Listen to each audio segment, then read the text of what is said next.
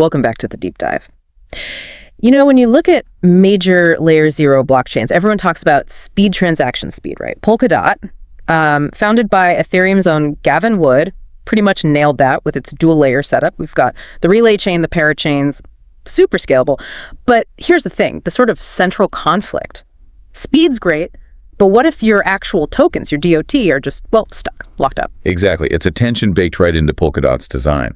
The network needs its token, DOT, stake for security, for consensus. That makes sense. But it also needs DOT locked up for projects to win those parachain slots via crowd loans. Ah, the crowd loans. Right. So you have these two essential functions, security and growth via parachains, both competing for the same pool of DOT, draining liquidity. Precisely. And this isn't just a Polkadot thing. It's the same deal for KSM on Kusama. It's Canary Network. Yeah. Blocked KSM, same problem. So our mission today, for you, the listener, is to really unpack how three major players, Acala, Bifrost, and Parallel, came up with their own pretty distinct ways to tackle this lockup. How they're trying to turn those locked DOT and KSM back into usable liquid assets for DeFi. It's fascinating because Polkadot's clever technical solution created its operational headache. The layered design itself, relay chain for security, parachains for apps. It's efficient. It's kind of the standard now, like Ethereum's beacon chain and sharding idea. Yeah, it's a solid model. But yeah, that model inherently requires locking up DOT or KSM to pay for securing those parachain resources. Okay, so let's dig into the crowd loan mechanism a bit more, because that seems key. If you're a project wanting a parachain slot, you need a lot of DOT or KSM. A lot, yeah. Think of it like leasing prime real estate in a busy virtual mall. Yeah. You need serious capital. The crowd loan lets projects raise that DOT or KSM directly from the community. Okay, so users lend their DOT to the project? Right. In exchange for the project's own tokens or other rewards down the line. It lowers the barrier for projects, which is good. So the catch for the user. The catch is your DOT or KSM is locked solid for the entire lease period. Could be, months or even up to years. 2 years. And in the DeFi world, that's an eternity. People want their capital working now, right? Not just sitting there. Exactly. Users are constantly weighing, okay, do I stake for network security rewards or do I chase potentially higher yields in DeFi lending or trading? So the big challenge for Polkadot, and really any chain like it, is how do you balance that? How do you keep the network secure with staking, but also foster a lively DeFi scene? You don't want one killing the other. All right, let's bring in Acala, winner of the very first Polkadot parachain auction, positioned as the DeFi hub. What's their play to free up that locked DOT? Acala's approach is pretty comprehensive. They aim to build a whole financial ecosystem where this liquid DOT derivative fits right in. They're an EVM-compatible layer 1, basically, and their solution really revolves around three main things. Okay, what are they? First, their stablecoin, aUSD. It's a decentralized stablecoin backed by multiple crypto assets. Second, the actual liquidity solution, LDOT, Liquid DOT, or LKSM on Karura, their Kusama network. And third, their own built-in decentralized exchange, an AM-style DOTIS. Got it. So the core idea is they create LDOT, this derivative that represents your locked DOT, but just creating it isn't enough, right? It needs to be useful, needs to be liquid. That's the crucial part. They empower LDOT in two main ways. One, you can use LDOT directly as collateral to mint their aUSD stablecoin. So your locked DOT effectively becomes borrowing power. Okay, that makes sense. And the other way? They provide liquidity for LDOT on their own DEX, so you can actually trade it easily. This is super important because, let's be honest, liquid staking derivatives almost always trade at some discount to the underlying asset, like DOT. Think stETH versus ETH. Right, there's always that slight difference. Yep, so having deep, reliable liquidity is key to convincing users that LDOT is a good substitute. It sounds like a neat self-contained system. Build the stablecoin, build the DX, make the liquid token useful within that system. But I know there's criticism. Some argue LDOT isn't really solving the problem. It's just wrapping it, like WETH wraps ETH. Is that fair? Is it not entirely thorough? Well, that's the debate, isn't it? The critique is that while Acala provides utility inside its own ecosystem, the original DOT is still fundamentally locked on the main relay chain. So the value and utility of LDOT are heavily tied to the success and stability of Acala itself, especially its aUSD stablecoin. And algorithmic stablecoins, well, they have their own risk profile, as we know. Right. So it's integrated, but maybe also a bit siloed. Yeah. And potentially adds layers of risk. You could say that. It's a trade-off. Deep integration versus maybe dependence on their specific platform. Okay. This technical complexity, Does it bite the user? Because he saw some pretty direct feedback about the user experience. Yeah, this is where, the rubber meets the road. People say the underlying Polkadot tech is incredibly fast. Yeah. Like freaking fast milliseconds was a quote I saw. The base layer is solid. But interacting with Acala, particularly trying to get your DOT back out, the feedback was often things like terrible or obscure. Wait, really? They won the first slot. They're the DeFi hub. But getting your money out is hard. What does that actually involve? Well, it's a multi-step process across different chains, apparently. First, you might need to get some aACA, their native token, just to pay the transaction fees. Okay. Then you withdraw the derivative, the LDOT or LCDOT. Then you have to bridge the actual DOT you redeemed from the Acala parachain back over to the main Polkadot relay chain. Wow. Okay. That does sound involved. And users reported struggling to even find clear official guides on how to do this whole exit process. That kind of friction, that's a real barrier to adoption, even with smart tech underneath. Yeah, that's a crucial point. The tech can be brilliant, but if it's a pain to use... Though one thing they did get right, apparently, was fees. Oh yeah, that's a neat feature. Acala lets you pay transaction fees in multiple tokens, not just ACA.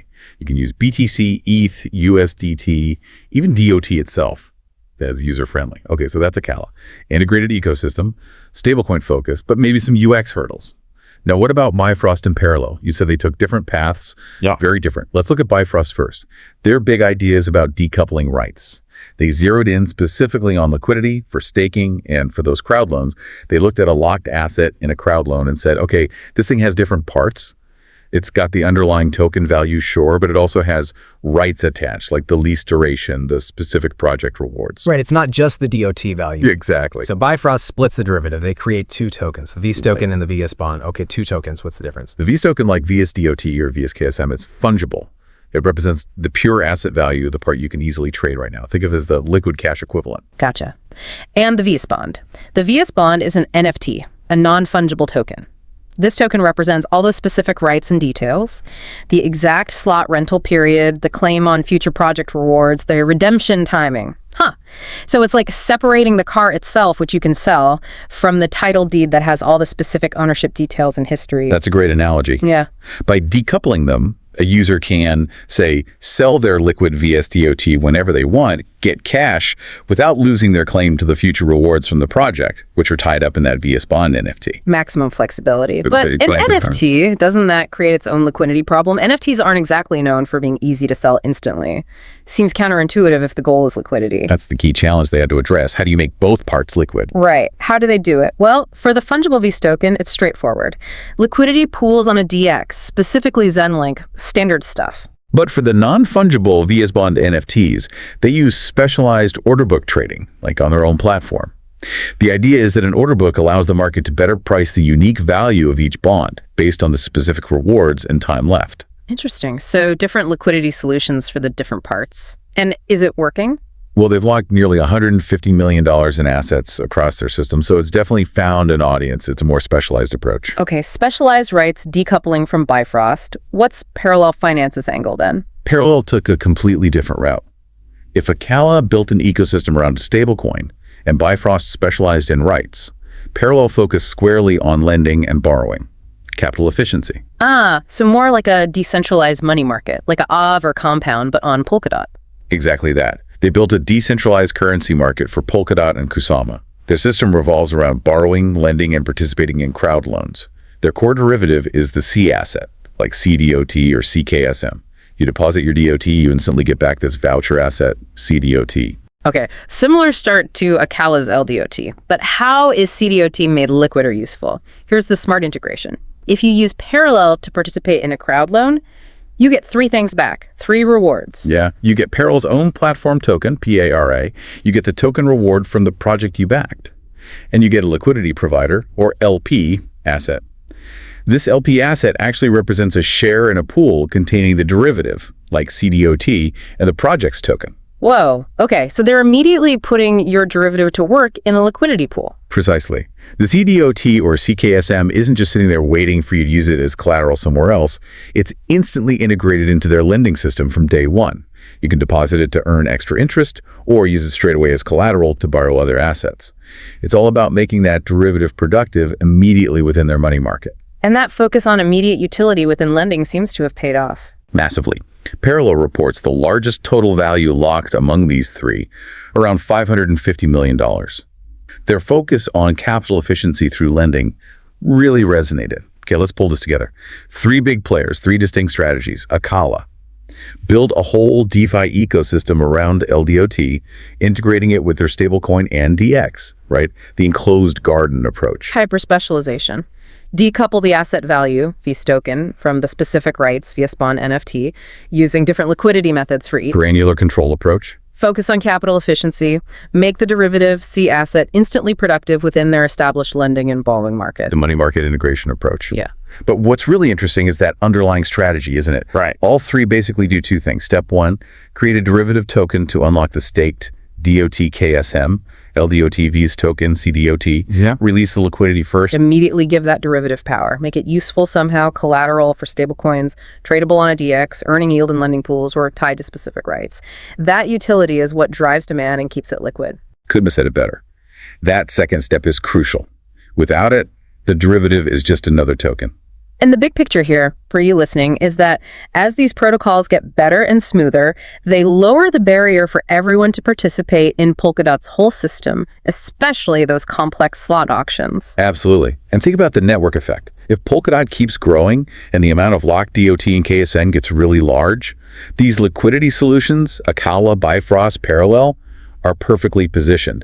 They could capture huge value from enabling that ecosystem. A powerful potential feedback loop. Which leads us to a final thought, something for you to mull over. Polkadot itself, the base layer, is technically sophisticated. It's fast, it's scalable, and we've just seen these really clever, technically brilliant solutions built on top, LDOT, vsBond, CDOT, trying to solve a fundamental crypto problem, locked capital. But we also heard that user experience feedback. Terrible, obscure, needing multiple steps, bridges different tokens just to get your original asset back. So here's the question. If the future of DeFi relies on these advanced Layer 0 and Layer 1 architectures like Polkadot, can they truly hit mass adoption if the applications built on them, even the really smart ones, feel overly complex for, the average user, the normies? What's the real friction cost, the adoption cost of all this incredible technical sophistication? That's something we're thinking about.